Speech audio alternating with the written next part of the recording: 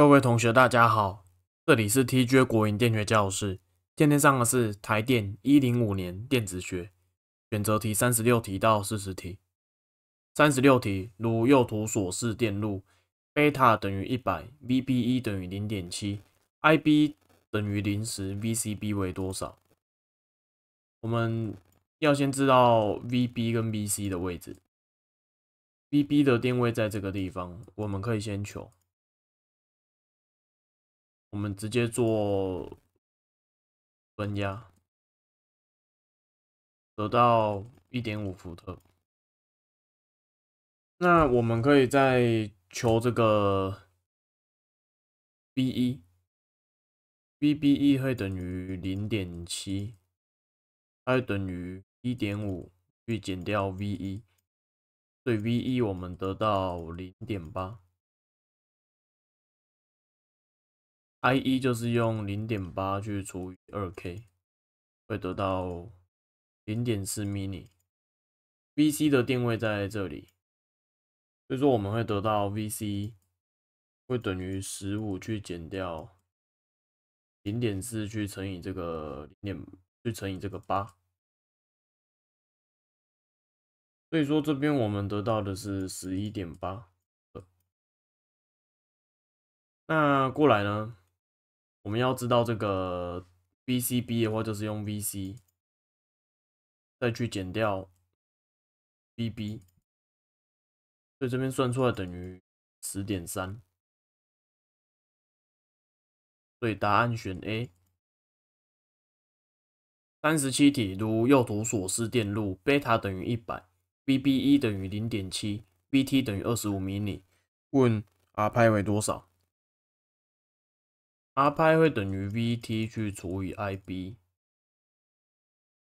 呢就是用10去减掉0.7，然后去除以 RB 93K， 这边我们得到0.1 mini。那我们把条件把它带进去，答案选到 B。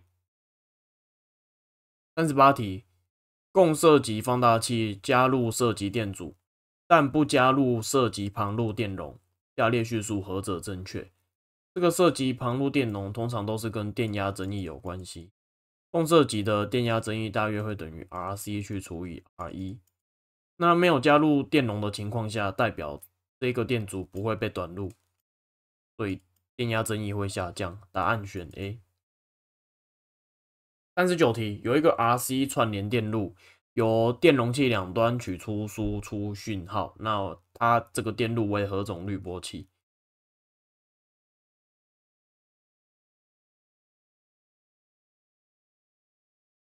那一般它是单纯的 RC 串联，所以说就是会从高通跟低通去选。